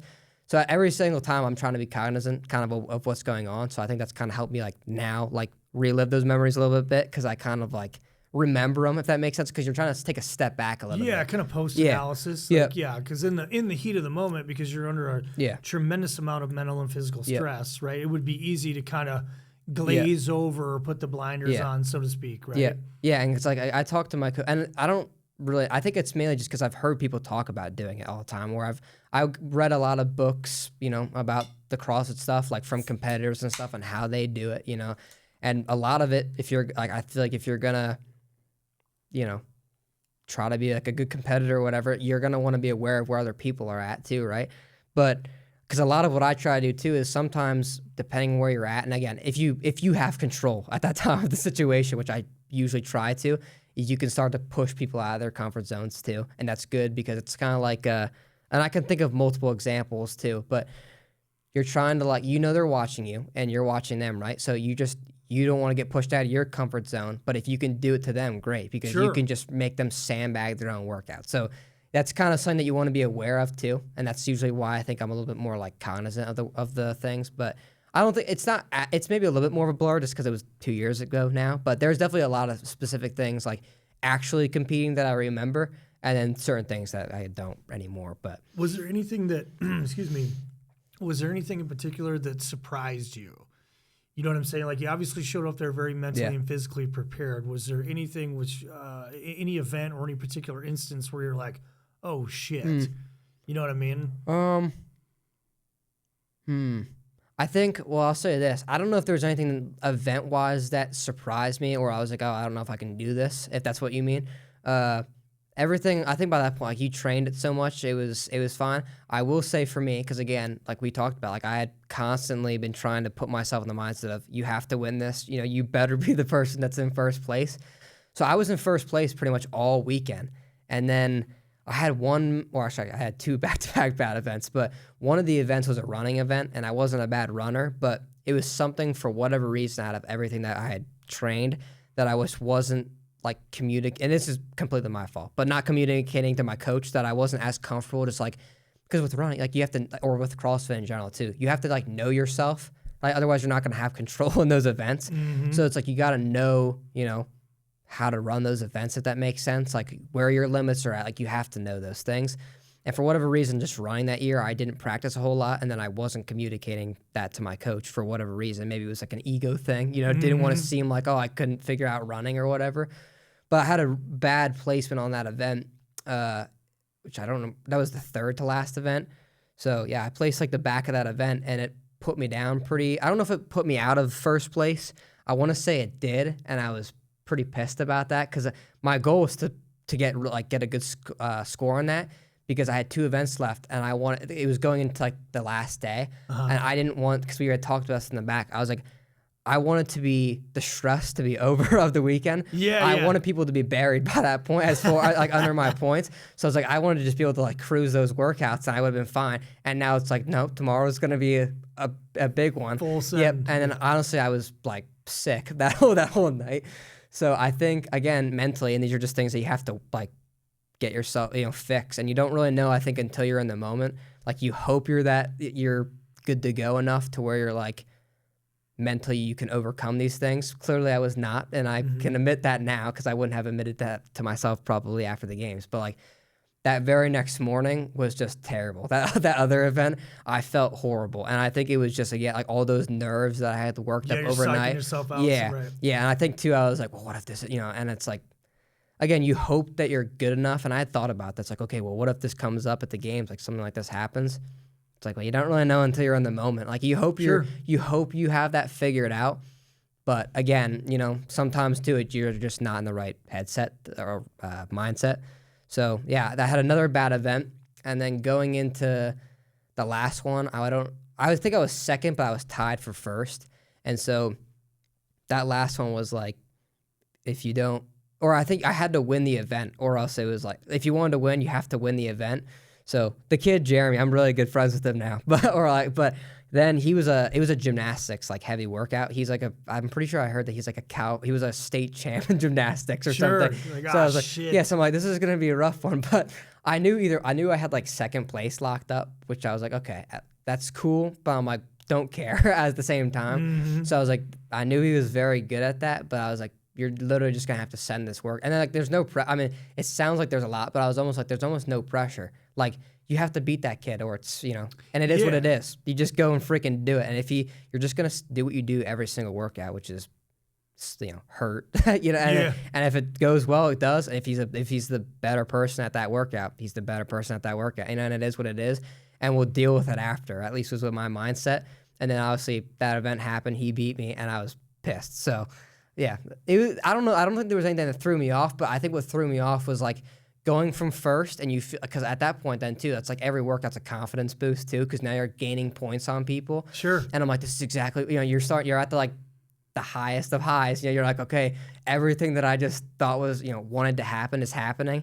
and then it just tanks. And I was not, I think just, I thought I was, but I was not honestly prepared for that. So that was a good learning experience though. Sure. Because you have to, I think, live those things to truly understand what it feels like too. So, is what it is, but. Well, what was the feeling like standing on that podium for the first time, knowing that it was the even though it's second place, which is out of how many thousand is amazing. Yeah. Right? Completely amazing. What was it like standing up or stepping up on that podium? Honestly, I was pretty pissed off. Different story this year. Definitely for me a different story. I was genuinely pissed off that year. I was not happy at all. I remember, this is year one? Yeah, I was not happy. And again, when you have those kind of reactions like those, that can kind of ruin, those types of things. Because I almost I don't want to say it ruins it, but it almost in a sense does ruin it, for yourself. Because it's that is still good, Oh my God. And obviously, again, you can still be third place this year. I was like, yeah, that's, that's still good. I would have loved to get first, you know what I mean? But at the time, I was not, I don't think, mature enough to realize that in the time. And I was freaking pissed. So because I remember walking back after the podium ceremony and stuff with my dad and my coach, and we had a conversation about that because I was like, I remember saying to them, I'm like, this medal means literally nothing to me. I hated that completely. So, yeah, I mean, it was, looking back on it now, still a good experience, but yeah, I was definitely pissed, and I mean, it was cool. For sure. And I think I'm sure I was still yeah, this is cool. I'm out here with the other podium games athletes, but it wasn't what I wanted. So I was pissed off. And I mean, that's kind of what ruined it for me. So sure. That's why I think what happened. But yeah, it kind of ruined it for me, honestly, that year. And I was pissed. So not what should be, I think, happening, but that was just where I was at, I think, mentally for that. So. Right. And that's just part of, your, that's not going to be the last time that in self-reflection, you're going to look back at a reaction that you've had and be like, maybe that might have not been the best way to handle that. Trust me, there's plenty of more. It never stops, right? But learning something and, gleaning from something from that, as you're saying right now, didn't handle that right, and it won't happen again, and it didn't. Yeah. You know what I mean? So, okay, so what was your last podium place like? Were you having that in the rearview mirror? You were able to enjoy that. Yeah, and I mean, I think I had a completely just different mindset about this year coming into it too, because again, mentally too, that year in between, which if you want to, I can kind of go into it a little bit more too. But I had to kind of figure myself out, where was my head at completely, where were my priorities at, and all that. And I was, like I said, constantly trying to I couldn't understand. This was the biggest thing that and it's very, I think, a simple thing, but I just couldn't grasp it. Was two things can be true at the exact same time. I can still want to win badly, no different from before. And if I didn't, it shouldn't feel like it's ruining my life. Yeah, without a doubt. So, and I just couldn't grasp that for whatever reason. So I know I can remember exactly when I was why am I doing it? Because at first I was okay, my identity is not rooted in winning. But then I don't truly understand what that means. So I'm well, why am I out here working my ass off to not care if I win or not? And I couldn't grasp that. So it's and then I had my knee injury too. So I tore my meniscus or whatever. And so that's kind of I'm very happy for that. It almost seems, it was a blessing in disguise for sure. So I mean, because that happened, and I was well, now I'm screwed. Now I don't even get a chance to compete. So it took a month until we got surgery. Surgery went fine or whatever. It was definitely a fine recovery, as far as what it could have been. But I was honestly, my mindset, which I was kind of pissed to even be thinking this, at the moment, when I was looking back on it, even during games training and stuff, because I was oh, I qualified. But my mindset was I don't even think I can make it back to the games, which almost kind of pisses me off now too, because you shouldn't be thinking that way, right? But honestly, that's just where I was at.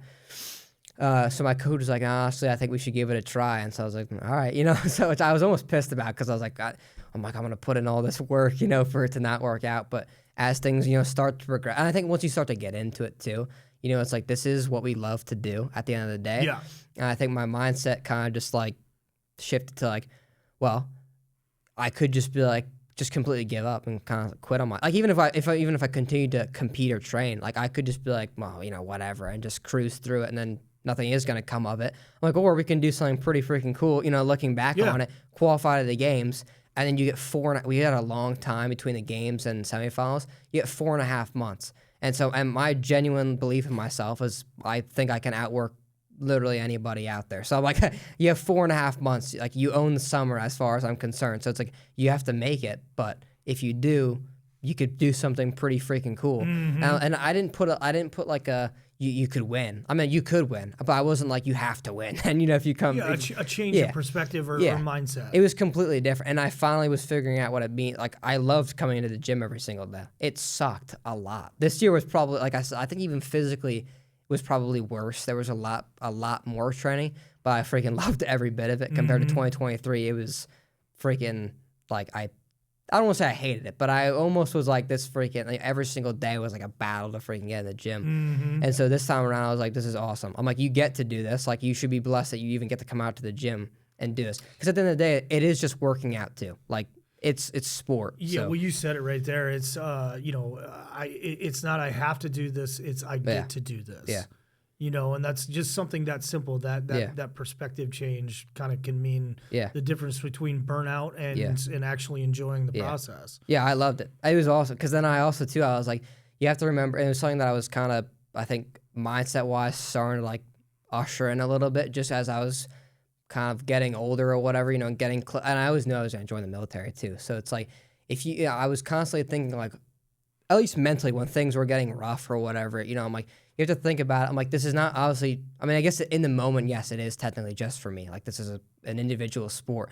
Well, you have to, like, every single thing I think that you do, like, in life in general, is just a stepping stone for the next thing you're going to do in life, honestly. So it's like, you have to think about it. Whatever I do now is going to affect who I'm going to be later, whether that's for, like, whatever team I'm in, like if that's in the military or whatever. So it's like, you want to be, somebody that's squared away mentally for others, and stuff, or your family or something like that. So I'm like, that was honestly too, I think, mentally throughout whatever was going on throughout the year. It's like, you have to figure this out because it's not just about right now. It's about just getting yourself, I think, mentally right for later as well. So it didn't feel like it was just for the games either, if that makes sense. It does, 100%. Yeah, so it felt like, and that was not my mindset in 2023 either. It was like, yes, it is for the games, but it's also for later on in life. Like, this is something that we're doing for future me, if that makes sense. It does, man. And like I said, it goes back to... and I know you're not trying to, but you're kind of making me sound like a crotchety old man. It's like you're learning incredibly valuable life lessons at this young age through this kind of unorthodox and unique process that you voluntarily put yourself through, right? Because, and I'll use myself as an example, and I know any adult that was in the room, if they were being honest, like, sometimes even as an adult, it's hard to take something like, you use your injury as an example, like, oh, well, it actually, like, it sucked at the time. But it ended up being a blessing in disguise, right? And that's very, very difficult, even for adults, to sometimes take a step back, even when something tragic is happening. And I don't want to sound cheesy and say, like, find the silver lining, but it's almost like, okay, well, this sucks right now, but kind of we'll see. Yeah. You know what I mean? Like, nothing taken away from the fact that having a torn meniscus sucks. Yeah. But they marked, there obviously was second and third order effects to that, that had positive aspects to them. Yeah, because I mean, even to, like, I don't know what this would have been. I think this would have been 2022 going into 2023. I injured my elbow as well. I qualified for another. It is a big competition too. I qualified for Wadapalooza, which is another pretty big time competition. Yeah. And I injured myself during wrestling, so I also missed out like the rest of the wrestling season. But honestly, I was looking back on that too because I was pissed about that as well because I had just qualified to that competition. That would have been because you would have gone down to Florida, competed and stuff. That would have been. It's an awesome competition, and so I was like. I was really pissed off about that one. And honestly, again, looking back on it though, because I even had a conversation with my PT at the time. And it's like a lot of times, like when those things happen, like with injuries, not all injuries, but it's like usually there's something that's lacking. Like maybe whether it's like muscular, whatever. So it's like I can fix that because whatever, that's usually causing the issue. Or it gives me time to work on other things that I need to work on anyway. Like it shouldn't ever be like well, this happened, so now I'm finished. Like it's not, we're not laying down, just quitting, you know what I mean? Because there's still stuff to do. I'm still going to compete later this year. Like I was going to compete for the games in 2023. And so it's like, there's still stuff to be done. And so take this as an opportunity to kind of like work on other things and you'll be back. And honestly, I think it was probably better mentally that I didn't go into that competition because just I think where I was at, like if I'm being honest, looking back on it, with some of the people that were there, might not have been able to win that one. If I'm being honest, just looking back on it. So it's like, I wonder what that would have been like mentally for me, because I clearly was not the most like, in some ways, yes, but there was definitely some areas that I was lacking maturity-wise, I think. So that could have been like also disastrous going into the game. Yeah, so. it's kind of like, everything kind of happens for a reason. And I know sometimes it's kind of like a throwaway statement, right? Depending on what we're talking about. But being able to take a negative and turn it and then turn that into a positive in any way, shape, or form. Like, once again, like you lived a lot of life just through those experiences, right? At a very early age, right? So I think that's invaluable. I mean, there's some people that are my age and older that, still have a struggle or not the ability to do that, right? And I think that comes with, voluntarily putting yourself into very, very uncomfortable situations, right? It's an unnatural thing to do, right? And but if you're comfortable in those kind of, uncomfortable situations, then it's easy. Like things are bad right now. Well, you could be on fire. Yeah. You know. Right. Yeah. You know what I mean?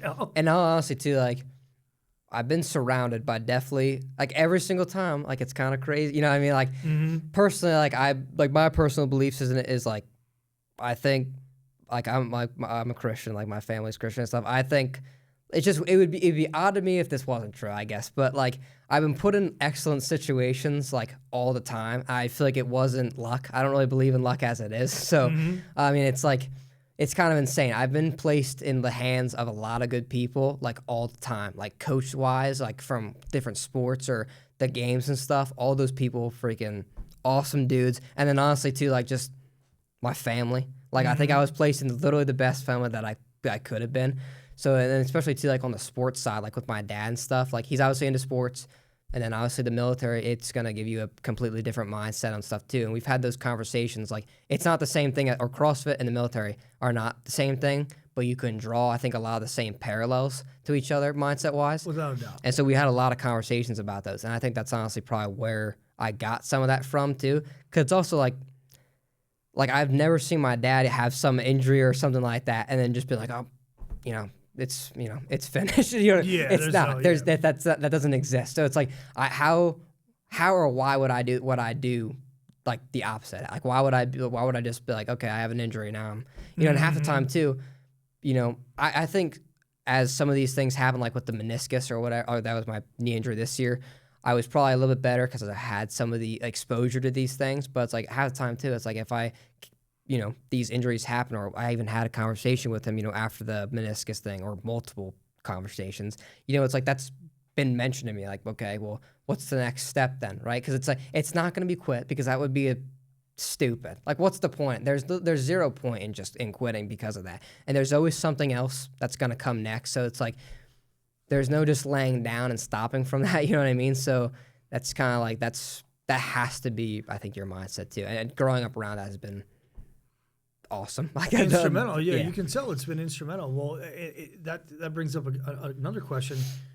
Outside of your coaching staff, who would be your biggest inspiration that you draw from? Yeah, my dad. There's not even close. Definitely my dad. Like, just I think because we obviously share a lot of the same interests, and stuff. But I think for sure my dad. Like, I've thought about that a lot too, and it's like I think that's where it comes from. We've had a lot of conversations, and then with the CrossFit stuff, I think it's given us opportunities. So it's like where we're traveling a lot together, or whatever. So you have a lot of these conversations, like just, going through whatever every day or whatever. And I know he's like, obviously he knows CrossFit so there's that, but he's done things at a high level, right? And in the military, and that's, we kind of had a conversation about last night. I feel like there's in basically all aspects, especially like what you're going to be going through, it's the most real and like I think raw level of like those emotions that you can have. So I think when you get to ask somebody like that, like questions, you know what I mean, and how to deal with these things, at the end of the day, it's CrossFit, like we're working out, like so it's not the end of the world, if these things happen. So it's like just remember that, and I think that's been instrumental as well, like just kind of being able to navigate those things, because you've had somebody that's had to navigate those things, and probably in much worse circumstances, so that's definitely probably the biggest like person that's that I've been able to like draw from. That's pretty badass. Yeah. Well, he's definitely someone to be emulated, and I've known him for a very long time, and I'm very, very thankful for that because he's a special human. You know, he just is. So yeah, I kind of knew that was going to be the answer. I just wanted to hear you say it. You know what I mean? Yeah. You know, so the military is coming up. You've enlisted. You've got the reconnaissance contract. What you said you decided or thought you were going to go into the military at a very early age. Was that dad? Was that brother? Was that a combination of the above? You know, what is it? Because I always ask this question, whether it's someone going in or someone that has been in, I think it's important to identify why. Yeah. Yeah, it was definitely my dad. Now, I also can't remember when I said it for the first time. Again, it's just one of those things, like people have just told me this. Like, although this is also true, it's been as long as I can remember that I've wanted to be in the Marine Corps. So, like, I literally don't remember not wanting to be able to. So I think it was very early on, like I just kind of said it, you know, and then stuck with it. And I guarantee that was because of my dad. Because obviously when I was young, probably up until late elementary school, maybe into middle school, like he was deploying and stuff too. So, but yeah, for sure my dad is why I wanted to join. And then I think too, as you get older, you know, you start to kind of understand things a little bit more. And then you start to, at least for me, I've kind of built my own reasons for it as well. Like he's definitely the reason why I got into it. And even too, just, you know, talking to him, you get, you know, and the answers that you get and all this thing, you know, all these things, it's kind of like those things also help. So yes, he's still kind of like helped me or steered me in that direction, like to this day. But then I've also kind of, I think, built my own reasons onto it as well, if that makes sense. And those are? Like this is going to kind of sound interesting, but like I've just done my own, like, because I've always been interested in the stuff in general, right? Like the military stuff. And this last year, I've gotten into some like reading, which is kind of weird for me. I don't really read a whole lot. But like, and again, I guess it is still similar to like, again, having conversations with him and stuff. But I've read a couple different like books, usually Marine Corps based. I don't know if you've ever read With the Old Breed. Yeah, I'm familiar. Yeah, love that book. That's an insane book. But I have read that book, Across the Fence by freaking No, I don't think I'm familiar. John Stryker Meyer. Okay, Yeah, I read that one. Like all those dudes and stuff. It's like trying to live up to like those types of dudes, like gonna be freaking, that's gonna be tricky to do, you know what I mean? But you wanna be, I think, like people like that, honestly. And I think, you know, like be a part of a group that's done things, you know, like that, if that makes sense. And so that's kind of, I guess, my own reasons for it. But yeah, and then obviously like with the recon stuff and all that, like I've obviously been able to talk to a lot of people and just kind of knowing what the portions of it that I know, like it's gonna suck, you know what I mean? And those are my own reasons for, I guess, or some reasons for why I want to go do that. But yeah, this everything I think that you guys have done over the years too has kind of like, if I'm being honest, like inspired me to do it because it's insane stuff, you know what I mean? And yeah. It's drawn me to it. What's if you're being honest? What are you most apprehensive about? Is there anything that because obviously you've done your homework, you've had the ability to talk to a lot of people that have already kind of walked the path, right? But a lot of that stuff, no different than stepping onto the CrossFit Games arena. You can talk to everybody on the planet, but talking and hearing about it and going through it are two totally different things. Yeah. Is there anything that sticks out in your mind right now where you're like, I wonder what that's going to be like? And it could be all of it in totality. Yeah, pretty much a lot of it. Because like you think you know until you're freaking in it. And I think that's something at least that I've been able to learn, like with the CrossFit stuff. So it's like you can kind of at least like think about that ahead of time. Like, hey, this might not be what you think it's going to be going in, which is fine. You're just going to have to deal with it, as it comes. But I mean, definitely probably like being away from family, like that's going to be a thing. Like I don't want to say I've experienced it because I haven't, but like in the sense of like my dad's been gone a lot, with the deployment stuff that was happening all my childhood. He still travels a lot for work. So you at least, I guess, somewhat know, and my brother deploying and stuff, of family. Like shout out to Cody. Yeah. But now it's going to be me doing it, and it, not with like a family of my own in that sense, but of the family that I've been around for all my life. Yeah, sure. There's gonna be that there will be that time, right? Whether it's night one of boot camp or whatever, you know what I'm saying? Like, there's gonna be that time where you're like, oh man, what did I get myself into? But that passes and you click up right away. Obviously, like we talked about it last night, like you be very, very cautious and wary of who you click up, and it'll be abundantly clear. Yeah. You know what I'm saying? Like, you're kind of wise beyond your years already, just due to the, I would say, unorthodox, nature of your last, 4 to 5 years of existence. Mature for your age, right? Both mentally and physically, like, you're going to be able to see it right off the bat, right? And even like we talked about, even in the community that you're trying to get into, the reconnaissance community, even in that community, there's going to be this kind of, group of individuals, and there's going to be some, and not saying that they're all not, very, very highly capable individuals, but priorities. Yeah. No different than your priority was making it to the games and being a play, if not winning it. Yeah. That was, your priorities now. Everything that you do now kind of align towards that particular goal. Yeah.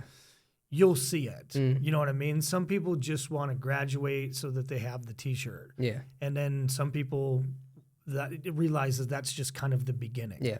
Right? The T-shirt means you're in the club. It doesn't mean that you're good. Yeah. Right? Does that make sense? Yeah. You know what I mean? And so, not to dad talk you too much, but, it's that's something that's very, very important. Who you surround yourself with is just as important as, how you hold yourself accountable in whatever endeavor it is that you're, trying to accomplish, right? Because, and somebody said this to me once, who was a guest on the podcast, Chris Jewell, before I went into reconnaissance, I went very, very late in the game. And he said something to me that resonated once. We were at sniper school, and he goes, "Hey man," he goes, something of all the things that you're going to have to be tested on, accomplish the challenges, something's going to get you. Nobody breezes through all this shit, and of course I knew what he was saying at the time. Like, I understand those words in that order. Yeah. But it wasn't until I started going through some of the process where I was like, oh, now I know, okay. Yeah. This I'm going to have to work at this. This is not coming natural. Yeah. And no different than you just got done, pontificating on, hey, an injury sucks, but how can I turn something positive out of this injury, right? Okay, I wasn't successful at this the first time. It doesn't mean it's over with. Yeah. What do I need to fix? Yeah. Right? Does that make sense? Yeah. And there's going to be a ton of those instances, and just due to your past experiences, you're going to be much more equipped than some of your classmates, right? There's almost kind of 3 types of people that you're going to encounter. The people that are very naturally gifted, right? And I don't want to say don't have to work hard because everybody has to work hard. The people that need to fail almost everything and get it right the second time, right? And then kind of the person that's in between. Yeah. You know what I mean? Moderately good at most things. Hey, this thing's just happened to be kicking my ass, First time I did an underwater crossover, which is why I brought it up last night, I was like, the first time I'd ever tried it, I might as well not even went underwater. Yeah. And I was like, holy shit, you know what I'm saying? Yeah. But it's because I didn't understand or hadn't been trained how to do it, right? And then now once you do it the first time, it's like, oh, okay, no problem. Yeah. It's not enjoyable, but that fear and anxiety of the unknown and not knowing if you're going to perform, once that's gone, right, then it's just simply don't make mistakes, or at least don't make the same mistakes twice. Yeah, because it almost kind of reminds me of like the competing stuff. Like once you start to do it enough times, like it starts to get a little like not ever. I guess it does kind of become less nerve wracking sometimes. Like even just coming from the injury stuff, like my whole mindset kind of shifted or whatever this year, which I feel like now adopted the mindset that I had this year, and I think I'm gonna kind of keep it for the rest of my life. And part of it was like, just let things fly sometimes, you know what I mean? Like, you know how to do these things, you know how to train hard, you know how to compete or whatever. Just freaking murder it every single day and see what happens, you know what I mean? And it starts to just, I think, compound or whatever, because this year obviously went pretty well. And then anyway, that was specifically like reminded me of, like, while I was competing, this was probably the most, like, calm I feel like I felt like all, like, ever competing and stuff. And it wasn't because, like, I don't want to say, like, because it's not that I did not care, but it's like wherever I land, right? Okay, like during workouts or whatever, like at the end of the day, the effort is going to stay the same as it has like in every single workout because you've done this before. It's not like at the games my first time or my first in person, you're not sure if you're like about the end of this workout, if you're going to have given it enough. Like now you're going to try to execute the best you can. And sometimes that means you're going to have to like pace off the bat, or whatever. But at the end of the day, I'm going to finish this workout like hurting very bad. It's like, and if you do that, it is what it is. You know what I mean? Yeah, sure. And like I said, it's a very mental, and your experience is like, you got that through your past experiences, like the first 8-hour session in the pool. Yeah. Unless you've done an 8-hour session in the pool is brutal. Yeah. Right.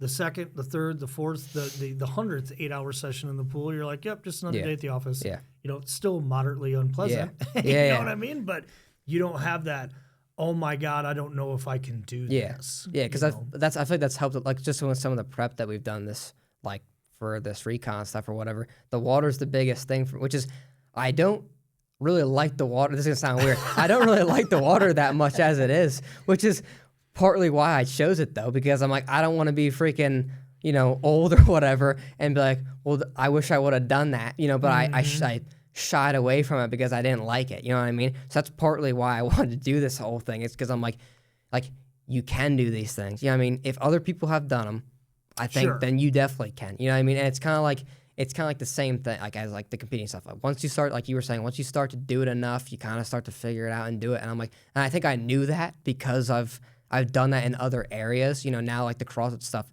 that's stuff that I've done so much now. It does feel normal.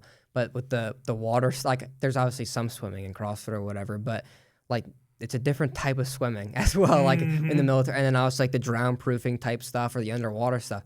I inherently don't like not being able to breathe. You know what I mean? Like it's pretty natural response. Yeah. So it's like I don't like that. I don't really like the water. Like I typically am not a great swimmer or whatever. So it's like I don't want that to be the reason for why I wouldn't go and do that, which I feel like was partially was pushing me away from wanting to go do the recon stuff, because I'm like, I want to go do something that's gonna be freaking hard to accomplish. You know what I mean? And so that's partly why I want to do it. Honestly, it says I'm like, you definitely can do it, and I don't want to be 40 years old or 50 or 60 where it's like you're not gonna go back and do that now. You know what I mean? You're not going back through that. It's like I don't want to be there on my deathbed or something and being like, well, I wish I would have gone and done that, but I didn't because I was nervous, or too scared to go do this thing. No, it's a great, it's a great attitude to have. You have a perfect attitude for it, right? And even and I know this is going to be inconceivable, but because you're going to be wildly successful, but even if you were to receive an injury, you know what I'm saying? And it would obviously have to be cataclysmic, right? Like things can happen.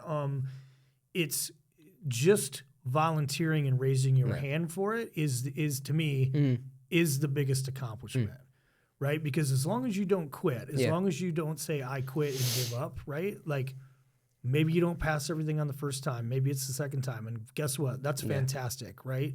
Most of the people that I know had to do something twice are better at it than the people that went through it the first time. Right? Whether you're just talking about purely reps or what have you, right? There's no shame.